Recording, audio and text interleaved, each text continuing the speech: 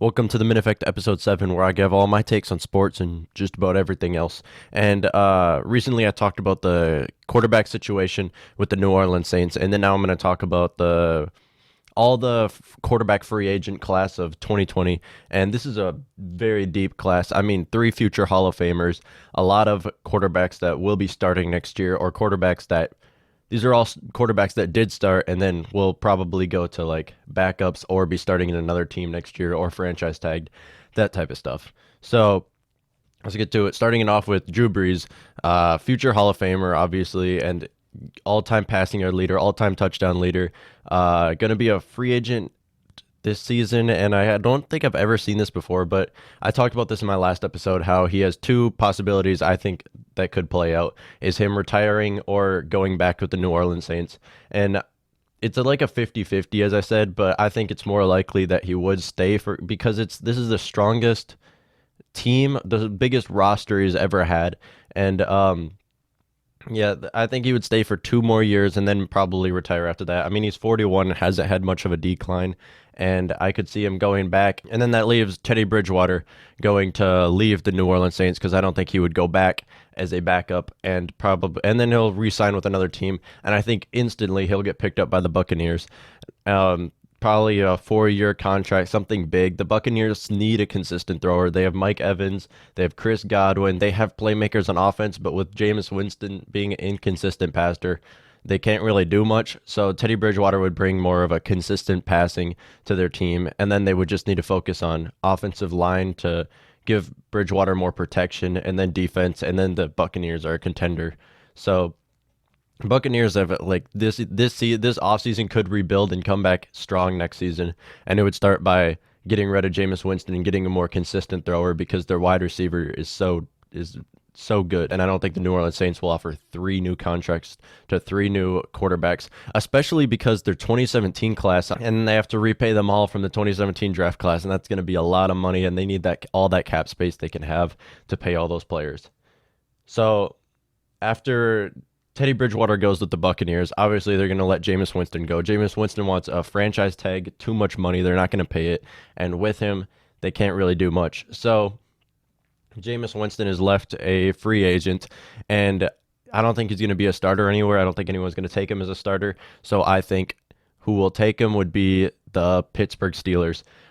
This is a great fit, in my opinion. I mean, Duck Hodges isn't going to do anything. I don't think the teammates like the other guy who got in the fight with Myles Garrett. I don't think either two of them are coming back. And with that, they need a backup that they can rely on because you can't rely on Ben Roethlisberger being healthy all the time. And then Ben Roethlisberger is also getting old and would probably be gone soon. And then you need someone to step in for that role. And I think Jameis Winston would take that contract instantly because he can come in and really develop under Ben Roethlisberger and then come back and perform. And he was a starter before. All right, and then now we go to the Tennessee Titans, who are also in a little quarterback situation like the New Orleans Saints, where they have 2 quarterbacks. They have to sign, the other one will leave. And I don't think I think both of them are pretty obvious. And the Tennessee Titans would get franchise tag Ryan Tannehill. Ryan Tannehill came in, had the highest quarterback rating from when he came in, and brought them from nothing, a 6 seed, to beating the New England Patriots, to beating the Baltimore Ravens. And yeah, Derrick Henry had the biggest role in those games, but Ryan Tannehill still, I don't think they could have done it with Marcus Mariota. So they're going to and both Marcus Mariota and Ryan Tannehill are going to be free agents now, and I think they are going to franchise tag Ryan Tannehill. I can't see them franchise tagging Marcus Mariota. And then that leads to Marcus Mariota to being a free agent, and now he's out there. And I think Marcus Mariota can really go anywhere. I don't think he's going to be a starter anywhere, but he can go to a lot of teams and then play for the starting role. One of those teams being my Minnesota Vikings. So I think he will come to Minnesota on a 2-year contract. Will not be starting next season at all. Kirk Cousins will be starting for sure, but if Kirk Cousins is playing bad through half of the season and they're in a very bad situation, you can throw in Marcus Mariota, see what he does, and really you can just have someone playing for that starting role, and if it doesn't work out, it's fine. So if it doesn't work out, you can just give Kirk Cousins another contract, and then if Marcus Mariota, you can either trade him or do something with him.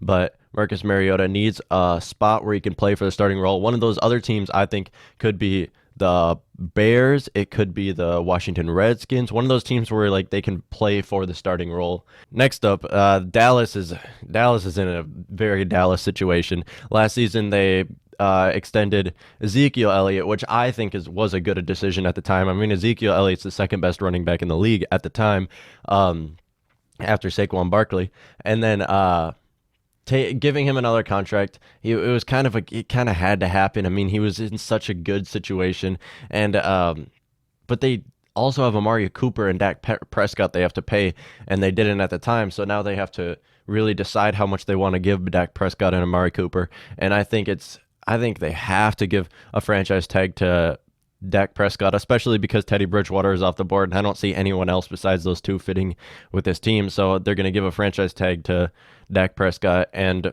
they're going to give a bigger contract to Amari Cooper because they are a win-now team. Their offensive line is so good. They have depth at receiver.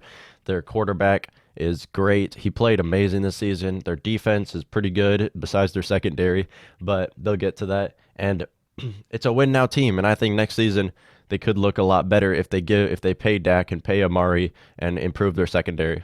The biggest one on free agency, well, probably Tom Brady, but the second biggest one who could really go anywhere. So the Chargers said they're not going to give Phillip Rivers another contract. So Phillip Rivers is out there for any team to take, and it's going to be some team that is our win now team, someone that's ready to win. So that we could actually see him going to Dallas. I don't see it happening though. So I think Phillip Rivers will go to the Indianapolis Colts. They have such a good offensive line, and that's what really held him back this last season. As soon as you rush Phillip Rivers, he throws a 50-50 ball, and it just ends up bad. So I don't think we know Phillip Rivers isn't going back to the Chargers. I think his highest possibility would be going to the Indianapolis Colts because their offensive line is a lot better, so he can have more protection, and he still has some playmakers to work with on offense. And the Colts are a win-now team also.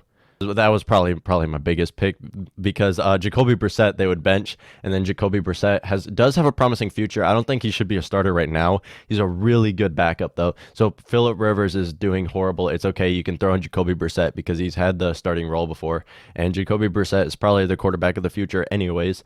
So have him learn under Phillip Rivers because I don't think Jacoby Brissett had enough time to learn under Tom Brady in New England. So now he has some time to really develop. The biggest quarterback in free agency is obviously another future first ballot Hall of Famer like Drew Brees, Phillip Rivers, and then now obviously Tom Brady, the greatest quarterback to ever live after winning 6 Super Bowl titles in New England.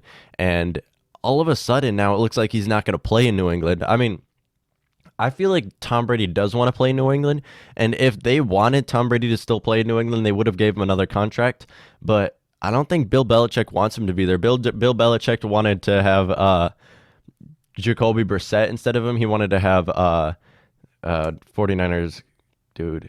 I can't remember his name right now. Instead of him, and then now I think he's not going to take Tom Brady back. I mean, it's so weird to say the Patriots need a lot more players.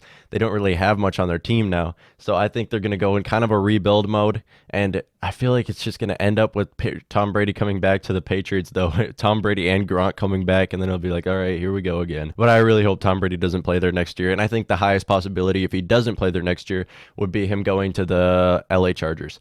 Now, the Los Angeles Chargers are going to improve their offensive line, which is what held them back because of Phillip Rivers, was improving their offensive line this offseason. They have a high first-round pick, or high all their picks, and they can get offensive tackles, players on defense, and the Chargers could really be a good force next year, and they don't have any fans. So bringing Tom Brady there would sell out their tickets, which would be probably their biggest reason why bringing him there. And then they have playmakers on offense. I mean, Hunter Henry's going to be a free agent, but I feel like if Tom Brady goes, they'll give him another contract. Melvin Gordon, they have Austin Eckler, they have Keenan Allen. They have a lot of players they can work with, and there's a Marcus Williams. Yeah. So Tom Brady has a lot of playmakers to work with there, and then they'll improve their offensive line to give him protection. And this is probably the best place for Tom Brady to go if he doesn't go back to the Patriots. And I could definitely see that happening. Now there's one quarterback left in the in the group, and I think it's going to be till like after the draft, after for first round of free agency, and then there's one quarterback still sitting out there, and that's obviously like every other year, Case Keenum. I mean, a few years ago he was sitting out there, Vikings took him, played him, and then he was sitting there again, Broncos took him, then Redskins, and then now I think he's going to go to the Jets. The Jets have the Jets have a like Sam Darnold has a lot of promise in his future. Um, but it's like we've seen Sam Darnold get injured and sit out. Well, he wasn't injured; he had mono, so he was sick, and then he sat out, and then Luke Falk came in, and Luke Falk looked horrible. But so you need someone who can come in and look at least something good. I mean, Case Keenum has started, I think, 3 years now in his NFL career, and he definitely is a lot better than Luke Falk. I wouldn't play Luke Falk ever again if I was the owner of the New York Jets. And Sam Darnold, I think Sam Darnold may be the second best quarterback out of the 2018 draft class after Lamar Jackson because really he just needs people on his offense. There's nobody on that offense. I mean, Le'Veon Bell's there now, but Le'Veon Bell looked horrible this last season. If they can land CeeDee Lamb in the draft, they're going to look a lot better or something tight end, something the Jets need on offense so they can really improve in the future. But their division is horrible. I mean, if the Patriots get rid of Tom Brady, their division is just the Bills, and the Bills aren't even that great. Their defense is great, but their secondary and their defense is great. But aside from that, their division all of a sudden was like the best, and then now it's the worst. So let me know where you think all these free agent quarterbacks will end up in the comments section below. Yeah, till next time.